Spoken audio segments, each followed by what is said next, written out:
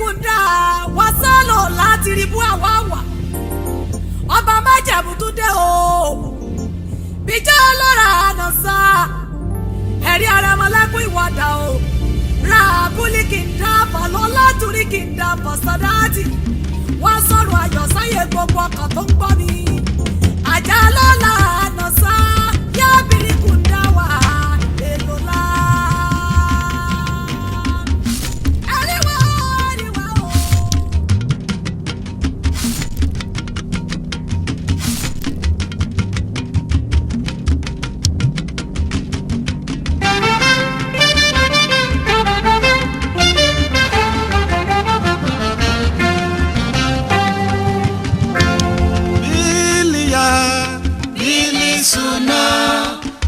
Jehovah,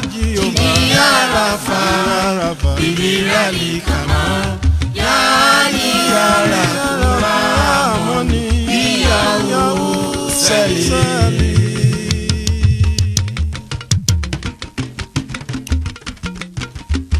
Eri Ibunale Jirafa, Wabina Andale Elio.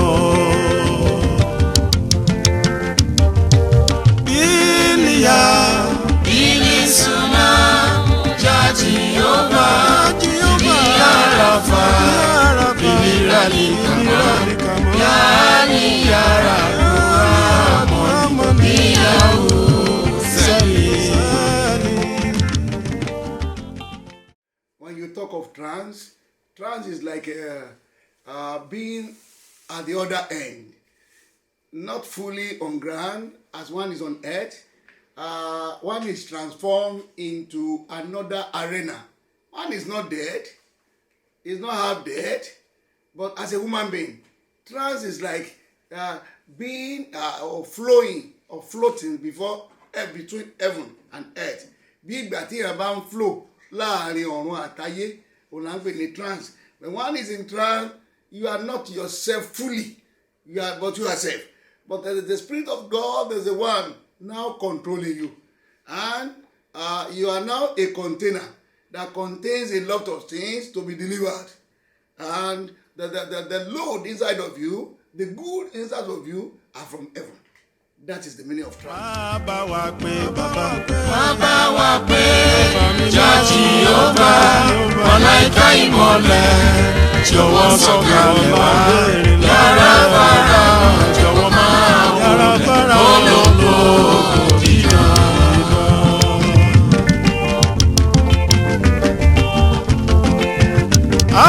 Bọ́lá fún ọ Ọlọ́run ìpilẹ̀ṣẹ̀ ọba tó ń fi wá dára rere ìbà rẹ̀ Ọlọ́run ìpilẹ̀ṣẹ̀ ìbà rẹ̀.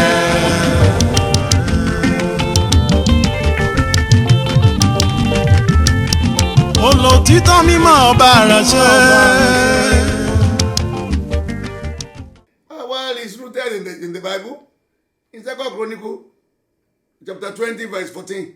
As Jehoshaphat was marching to war, the Bible told us, if you read it very well, a trance fell on someone. He was in the spirit. Well, you see, when we look at this, trance is not something that is new, that it came when CNS came. No, it has been. But it is like it was well rooted. When CNS came in 1925, and our mother of blessed memory, our wonderful mother, our eminent prophetess, our mommy, Captain Abiodun Emmanuel, fell into trance. And the people were like, they don't know the meaning of this, because he could not talk to people. He was talking, but he was talking angelic. He was talking of the talking of heaven. He was communing with heaven and the earth. So our father, as we are told, Saint Moses Orimolade-Okejebu Tunolase-1879-1933 of wonderful, of blessed memory, was sent. He was now the one that came now to translate. Trance has been. Even at the time when Paul encountered Jesus in the book of Acts of Apostles, he went into trance. When he was going to Damascus to persecute the Christians, the Bible says Jesus came and he came in contact with Paul. Then he was Saul. He was persecuting Christians then. And for 3 days, he could not even eat. he was like transformed. It's a transformation. So the coming of trance has been from immemorial. But you see, that when CNS came at the glorious time, a time when the people were so occultic. They were sacrificing a whole human being. And people don't believe so much. So the Christian has been on the ground. And let me tell you, even our father, Saint Moses Orimolade-Okejebu Tunolase-1879 came from Anglican church. You know? Because many people thought he was just born that way and he arrived and became a CNS. No, he was formerly an Anglican man. He before now transformed into CNS. What we're saying here is even our mother, our mommy, our Abiodun, Emmanuel, she was formerly somewhere, understand? Church, like Catholic, Methodist. So all this, what I'm saying, was at the time CNS came on board. On those Oga, àwọn èèyàn rúbọ sí gbogbo oògùn òyìnbá bọ́kọ ìgbà yẹn lé that people were so highly occultic. Ọlọ́run wá gbé ẹ̀ka wá tí ó fi yé wọn tí ó yà wọ́n lẹ́nu. Báwo ló ṣe já? You knew how Moses Orimolade came on board? He was born in the house of an occultic. The father was an occultic man. Màmá ẹ̀ gan ògbólógbò ní wọn wá sọ̀rọ̀ and all this. Abáwọn sọ̀rọ̀, abáwọn mọ̀lẹ́ sọ̀rọ̀, abáwọn ọ̀rọ̀ sọ̀rọ̀. Ṣùgbọ́n Ọlọ́run gbé jáde láti ibi tó ní agbára. Wípé ẹ̀mí ni Ọlọ́run, àwọn tó sì ní láti sìn nínú ẹ̀mí àti òtítọ́. Ìkìlọ̀ ni èyí o, Ísírẹ́lì kì í ṣe tara o. Iṣẹ́ mi kì í ṣe tara o.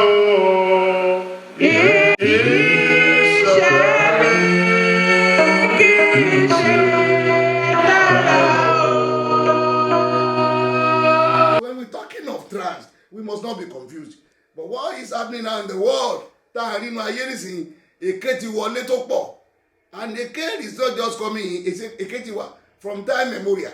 Last Batia Etiwa, Leketiwa, Nirotiwa. Yes. But it's so is prevailing highly now. Kéèyàn Elemi lóhun lọ́nu trance kò mọ̀ pàrọ̀ kò mọ̀ sí àná ọ̀dìṣẹ́ báyìí ni ó tólúwa wí kò mọ̀ pàrọ̀ kò mọ̀ jẹun. In the days of our father, even till now, àwọn pé tí èèyàn bá lọ́nu trance half ayé half ọ̀run ló wà. And ohun tó ń gẹ́ sọ kò mọ̀. Understand? Òun kọ́ ló ń sọ, it's not from him, it's from heaven.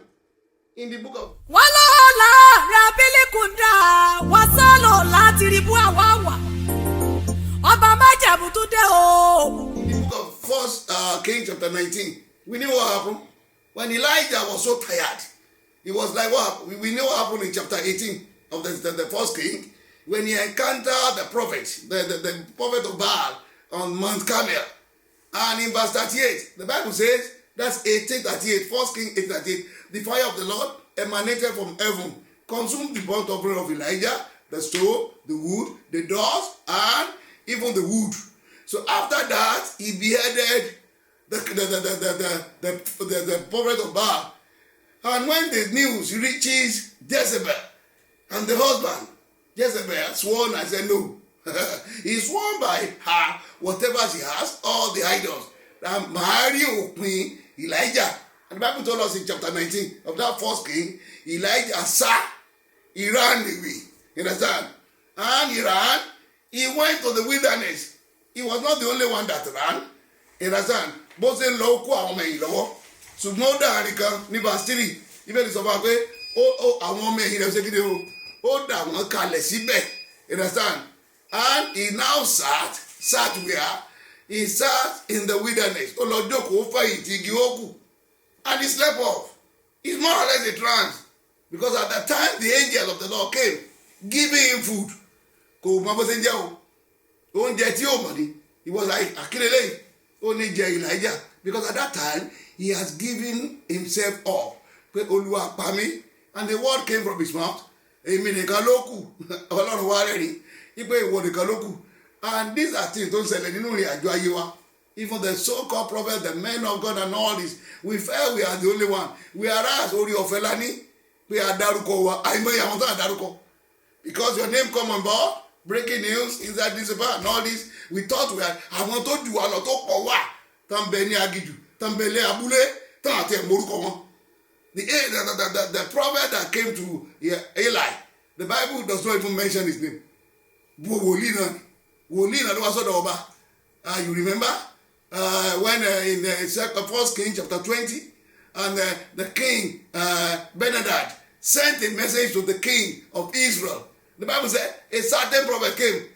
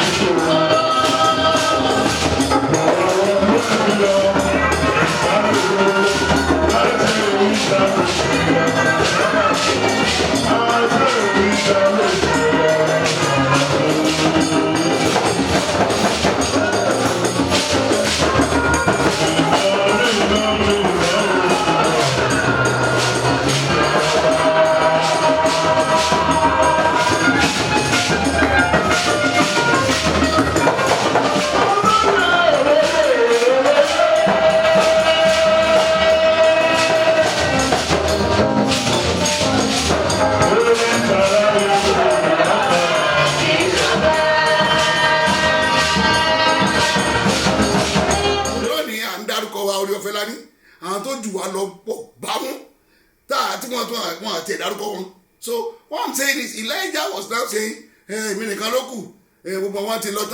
the Lord answered him.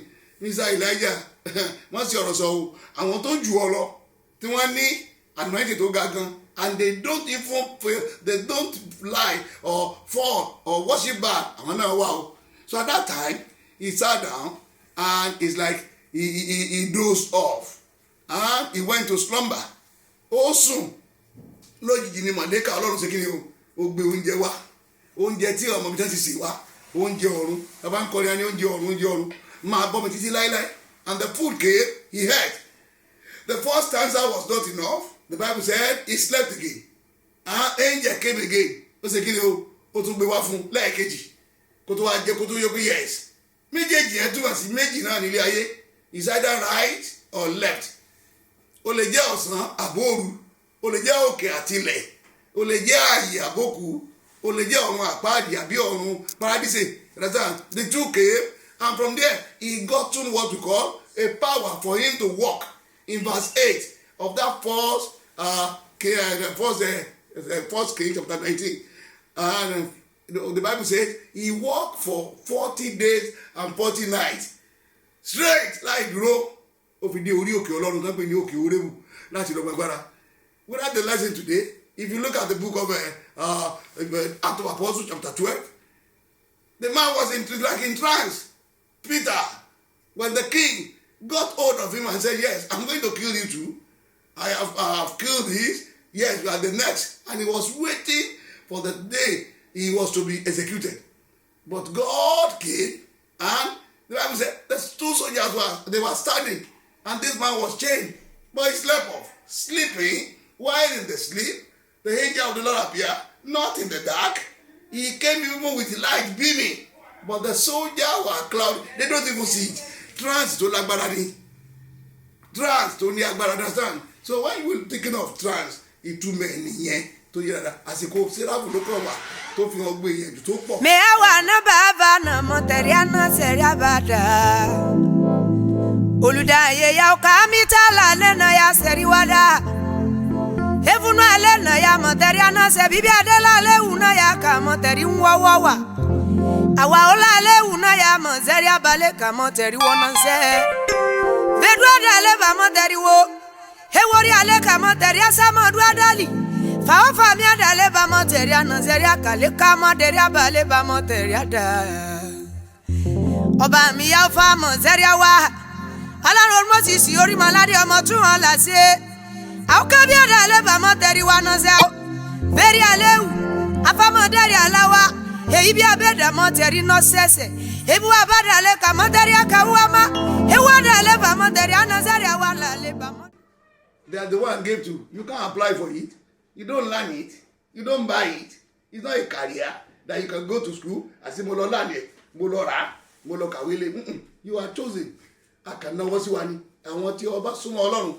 Don't say, understand? Near ìjọba òkùnkùn ọ̀nà lọ trance. Ní ìjọba tí wọ́n bọ̀ trance yẹn kọ́ là ń sọ nípa rẹ̀.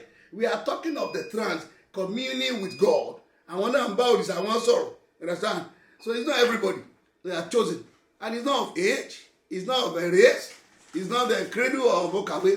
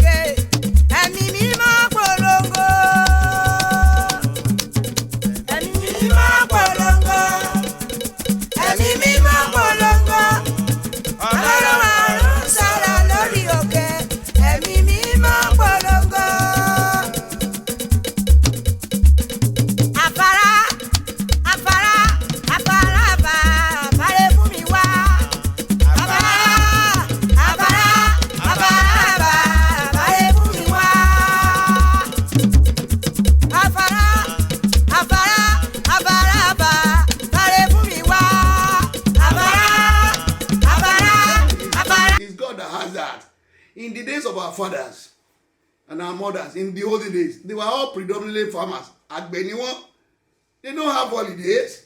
They go to farm, and most of them, their farm is so far away. Wọ́n máa ń pè ní oko ẹ̀gàn. Wọ́n lọ sóko ẹ̀gàn. Wọ́n lè fi oṣù mẹ́ta wà nínú igbó tó máa ṣiṣẹ́ lásìkò òjò. Understand? They don't have time for break. Meanwhile, ọdún egúngún lọ, ọjọ́ méje, ọjọ́ mẹ́sàn-án, ọdún àwọn Ṣàngó lọ, and all this. Sometimes God at the time of tearness, nígbà tó ṣe dé láti fi ògo rẹ̀ àti ìyanu yẹn hàn. Understand? Ọlọ́run á pè wọ́n kàn ní ẹnìkan lọ sí trance. It could be 7 days. We have our fathers and mothers that went on 40 days. Tó ti ẹ̀jú yẹn lọ 21 days. Ẹ má jẹ́ ìtẹ̀yìntẹ̀. Ọlọ́run wà. When you see where God is, we are not talking of this earth. A wá pè wọ́n wálé fún holiday. Wọ́n wá dúró pé yá láti bàbá kíníkà and all this. Elemi ti wà ní ọjọ́ o. Gbogbo àwọn tó wà lóko wá wálé. It's for them to come and rest. Láti wá gbọ́ ọ̀rọ̀ Ọlọ́run. Ọdún Ṣàngó ti lọ o. Ọdún Ògún lákàyé ti lọ. Ọdún àwọn eléégún ti lọ. Wọ́n wá ní wọ́n sọdún Jésù. Wọ́n sọdún and all this. So people will gather and they will now be hearing. For that period, nobody goes to farm. Everybody, gbogbo àròkọ ti wálé láti wá sùn. But when you look at it these days, if we check it these days, so possible for a banker, for a doctor, a pilot, an accountant, the man that is the director of a work, if you go into trance, or she goes, or is a member of that church, you understand? Sírò ẹni bẹ́ẹ̀ ni yòókù fún ọjọ́ méje, àbí fún ọjọ́ méje 21. Our God is God. Tó jẹ́ pé ó ní ìtànpè ní àwọn àsìkò kan. Jẹ́ pé ìgbà dàgbà kan ní láti inú àwọ̀sánmọ̀ ó bá wọn sọ̀rọ̀, you understand? Nígbà kan ó ṣe kíni and all this. But this time, what we talking of? Ọlọ́run wa ètò mi, èyàn lè lọ, ó yìí wà náà. But we need to be very careful so that we don't pass.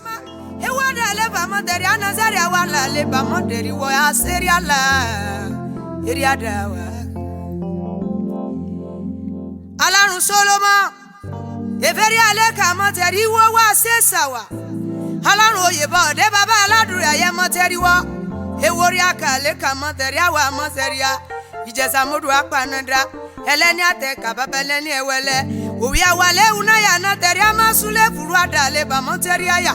Mosuma bani we gbeba mojina sabani we gbeje gbogbo ara ba mi la ba pa. Ewu Aleka Mọ̀tẹ̀rí amo ya dada ba. Ìbà Kọ́dá, ìbà Ṣẹ̀dá, ṣebí Jésù lọ́lọ́run àṣìlá gbogbo wa. Ogun àrùn àpèdáhùn o, ìbà rẹ̀ mo dé. Ìbà Kọ́dá, ìbà Ṣẹ̀dá. Jésù lọ́lọ́run àṣẹ̀dá gbogbo wa. Ogun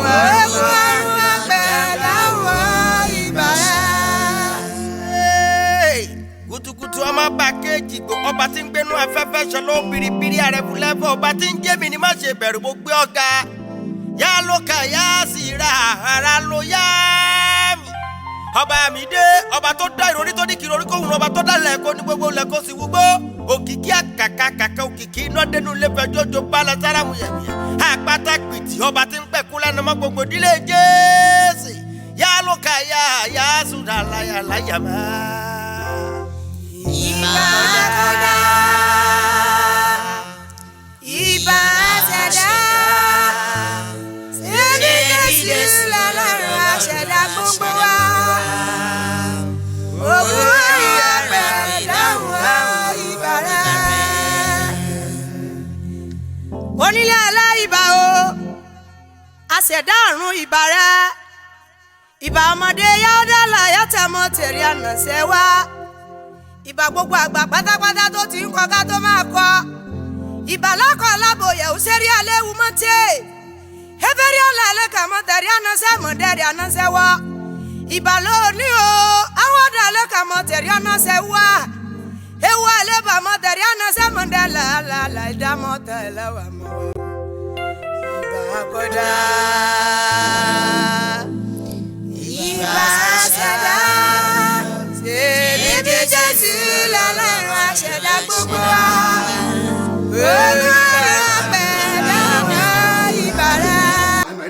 It might be you're talking as I'm talking. You understand? It could be the language that everybody hears, but most of the time, 85%, the spoken word of God. Things say ọ̀rọ̀ don't say one more too much, but then the call and too much. And all this thing. Our God is there. He has been from beginning. He is still the God, and will continue to be God. Emi Mimo polongo.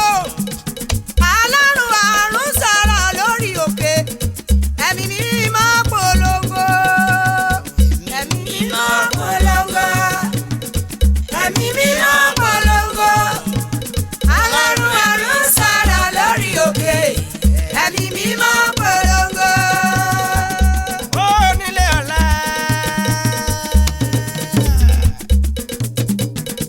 Ajagun má fi tìbọn ṣe ọba tí jẹ́ mi ni. Ọba tó kò lógo lórí ẹsẹ̀ kejìlá. Lórókè adé lórókè ọlọ́run kọ́lá lórókè ìjáwá ẹ̀ṣẹ̀. Ẹ̀ ńlá làlákà wàdà lómi. Jàdálíkà máa yà sí dára. Wọ́lá. To every Christians, not only to see and hear, ó ní ẹ máa dán àwọn ẹ̀wí wò, ẹ jẹ́ ká ṣọ́ra. Ohun tó ń lọ ní agbára.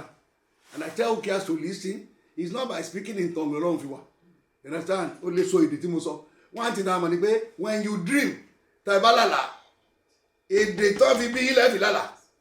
Wọ́n ní wá sọ èdè Russia fún yín. Wọ́n ní wá sọ èdè Moscow, èdè tó sọ ní Ogadogu, àbí wọ́n sọ ní Morocco, àbí wọ́n sọ no. Bó ṣe Ìjẹ̀ṣà ni ẹ́, bó ṣe Èkìtì, bó ṣe Ìjẹ̀bú, bó ṣe Ìlọrin, bó ṣe Ẹ̀gbá, èdè rẹ̀ yẹn number one. You understand? God is not a confusing God. You understand? One has to be careful.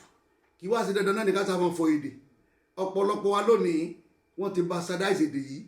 They learn it on YouTube. You don't learn it. It just comes. It comes suddenly. Wọ́n ní lójijì ẹ̀ àná ó balẹ̀ wọn. They were not expecting it. You understand? We're talking of the day of Pentecost in chapter 2 of the book of Apostles. When you look at it, the Bible says they were in the upper room. We need to be upper in our thinking, upper in our ways of reasoning. And they said they were together in one accord. But one thing, I ask questions. Whoever, chapter 2 of that Act of Apostles, wọ́n wà ní ìmọ̀ kan, wọ́n wà ní èdè kan, gbogbo wọn wà. Ṣé kò sẹ́ni tó húkọ́ láàrin wọn ni? Kò sẹ́ni tó só? Kò sẹ́ni tó gbé ó sneeze ṣùà? Kò sẹ́ni tó tẹ̀ra wọn mọ́lẹ̀? Ṣé wọ́n gan parí? Wọ́n ti ẹ̀ lọ́tọ̀? Wọ́n lọ bathroom? Wọ́n tẹ̀sẹ̀ gan? No!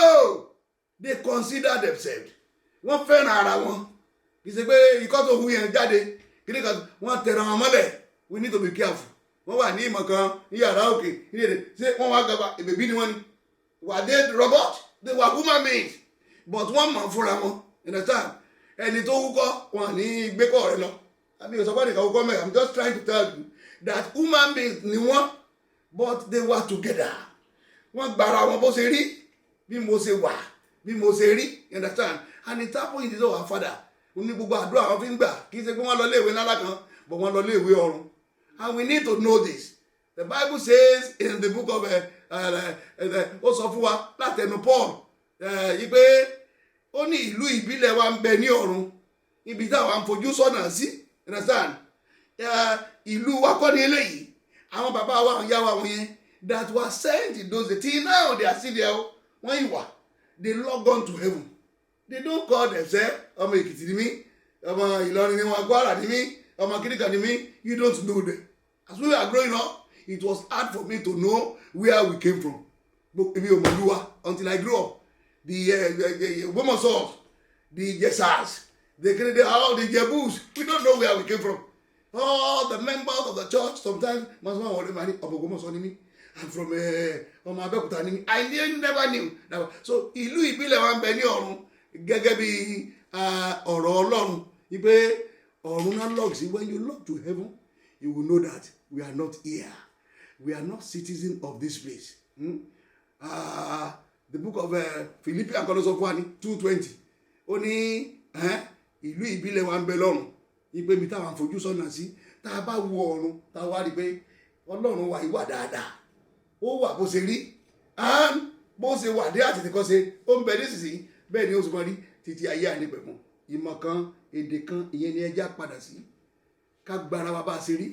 Wọ́n yìí ṣe ọmọ ìlú kan, wọ́n yìí ṣe ọmọ ìyá kan, wọ́n yìí ṣe the same kìnìún náà ní DNA ní gbogbo wọn ní genotype kan ní wọ́n ní, gbogbo wọn òkú pa bákan náà, gbogbo wọn ògá bákan náà, even all the disciples of Christ gbogbo wọn báyìí. So tá a bá lè mú a ó rí i pé the way God will operate in us is the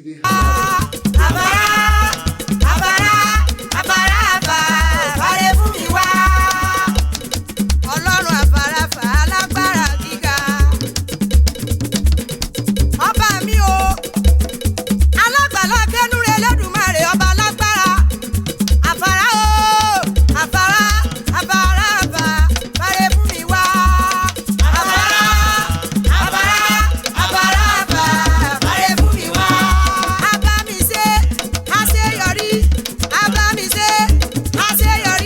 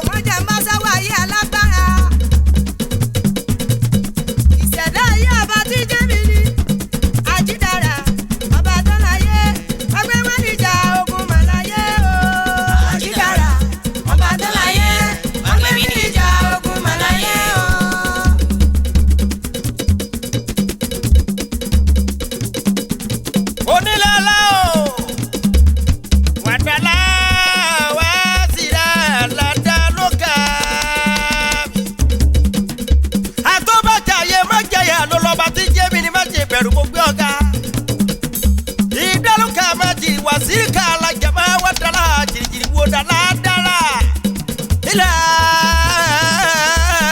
jarabadau wateribidu dala kama jiri kwada lobida ila waki wasida lai wela yala yala yala yala Ọmọ ẹ̀mí àgbàràdà ológo àìkúbà ó ọba wa. Ọmọ ẹ̀mí àgbàràdà ológo àìkúbà ó ọba wa. Ọmọ ẹ̀mí àgbàràdà ológo àìkúbà ó ọba wa. Ọlọ́run Sólómọ́nì ń bọ̀ ó ọba wa. Ológo àìkúbà ó ọba wa. Ọmọ ẹ̀mí àgbàràdà ológo àìkúbà ó ọba wa. Ọba mi bọ̀ lọ́nà alágbára o, ewérí àná sẹ́ríà, èrè ọlẹ́gbẹ̀mọ́tẹ̀ rí àbámọ́sẹ̀, àṣẹríwádà lẹ́bàmọ́tẹ̀, òwérí àná yàgà lẹ́kàmọ́tẹ̀ rí wọ́sẹ̀ rí àdá lẹ́bàmọ́tẹ̀.